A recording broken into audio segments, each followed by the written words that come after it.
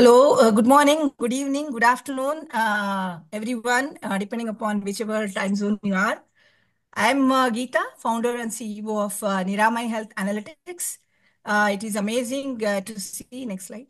Uh, yeah, it's amazing to see a lot of participation already, 23 of them live, and then we were hoping to get the YouTube on. There's some issue, but we are just going ahead, as I mentioned.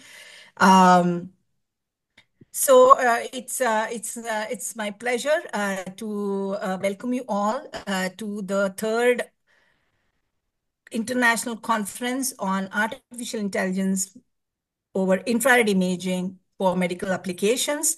As you know, at Niramai, we have been working on this for more than 8 to 10 years, and then we really wanted to, get started.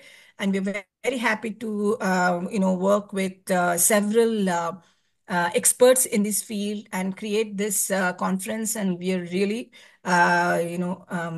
very pleased that we've been able to continue this year on year.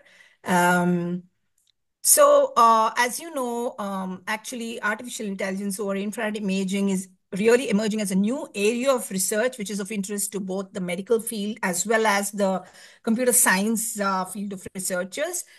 It is actually a combination of two rapidly evolving areas. Of course, AI is booming, and there's no domain today which is not influenced and positively impacted with AI.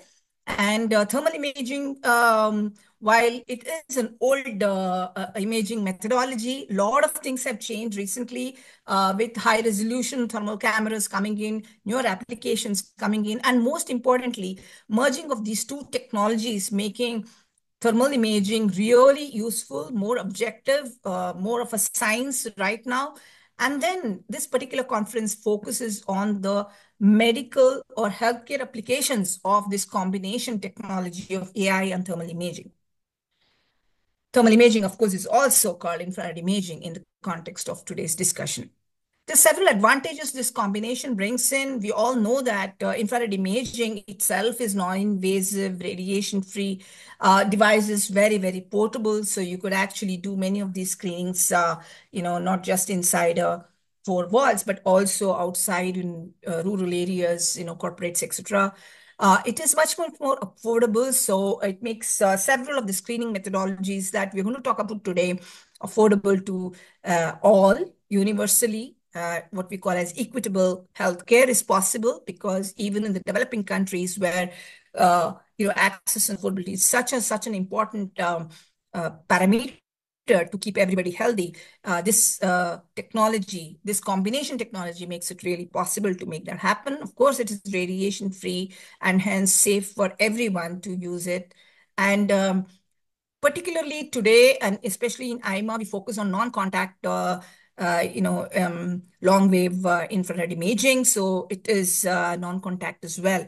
So while all of these are wonderful characteristics of infrared imaging, AI itself makes infrared imaging more quantifiable rather than looking, of course, on images and qualifying some parameters, etc. We can also think about how to get quantified scores, which indicate the level of issues that exist in the person, if there is one. For example, instead of let's say old time diabetic or sugar test, glucometers, which probably was a litmus test to figure out how much sugar is in here. Now it is, we are all used to that, quantitative scores in your glucometer. Same way, can we make AI on infrared imaging quantitative scoring based so that many more people can benefit? Obviously, more AI research makes it more accurate. And definitely human versus AI, there's a lot of computational power comes in, a lot of data can be crunched, etc. And it's likely to be more accurate. And we all should come together to kind of, make it more standardized as we come together, standardize the protocol, standardize the way things are reported, etc. There's several organizations internationally that are aiming to work on this standardization, creating guidelines of imaging with infrared cameras, etc. our aim at IMA is to bring together all these efforts, particularly from innovative angle, right? Researchers who are working in this intersection of AI or machine learning or image processing and infrared imaging. We want to bring these researchers together on a platform, be it from a startup, be it from industry, be it from academia, and then create a platform where we can all discuss the different issues that exist, learnings, share our learnings, and also provide a platform where we can publish these results, in really top publications. And I'm very happy to share that Springer publication has agreed to publish our proceedings as a book. And yes, just yesterday it got released already. So there's considerable excitement about this conference by people who have already seen the book or the proceedings being published, and they're all waiting to hear the researchers live. Next slide, Shiva. So what we're going to do today is to go through the different applications of infrared imaging itself. And of course, we all know that breast cancer screening and diagnosis is definitely one of the top applications that's talked about. And definitely at Niramai, we work on this as well as several other problems that you're seeing here. So as far as medical applications are concerned, there are many, many applications spanning the different diseases that's mentioned here. And today you're going to see a glimpse of research happening in several of these areas. In fact, research in this area of infrared imaging in healthcare itself has grown over time. In 2000, there were hardly, 10 or 15 publications. When you do a search in PubMed, which is of course the public index of medical, good medical journals and publications. Now we see in the last few years, last 5 to 6 years, you see a huge increase in the number of publications, which shows that there is considerable interest in the researchers to work in this area. And at IMA, we provide a platform for the such research, so that people will feel really proud of one, publishing, have a platform to share their results, and then we can also benchmark one research versus another. And again, may the best people win, right? Next slide, please. So just on the conference itself, the organizing committee includes Dr. Shiva Teja, who's going to come in the second part of the conference to run the second session. Me, Geeta, as well as we have Dr. Briosky, we have Dr. Schwartz, and also Dr. Andrew Ng. All of us have put together a great program here. This year, we found total submissions of 27. We have very few slots. So we had to, unfortunately, reject more than 50% of this. And now we have accepted 11 with a very good, not just the reviewers is not limited only to these 4 of us. We really got top reviewers to come in. Each paper was reviewed at least by 2 people, sometimes by 3 researchers and experts. And then we had a really a very tough task of selecting the top 10 manuscripts, which you're going to hear the crisp results of those today in the next 4 to 5 hours.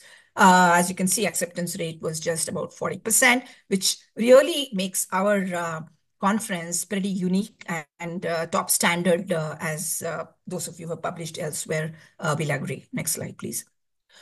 So today, what we're going to do, without much taking away much time from you all, we are going to invite, Dr. H.V. Ramprakash sir, who is a senior radiologist. He was retired head of the Department of Radiology in a very, very big hospital called Vaidehi Hospital. He had his own diagnostic center called Anjana Diagnostics as the director of that.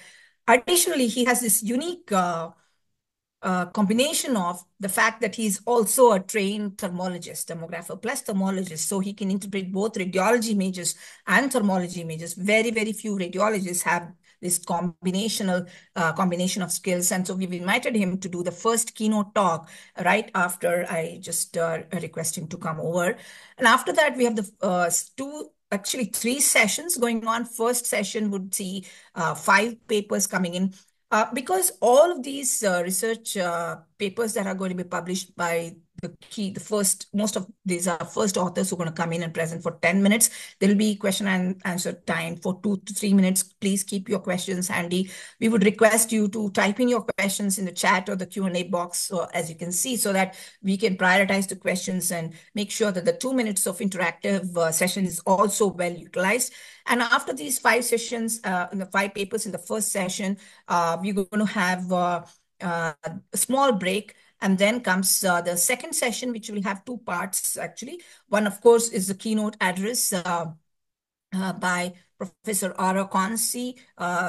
She's going to sort of she is coming in from an academic perspective, and she's going to enlighten us about the research that's happening in her visual lab.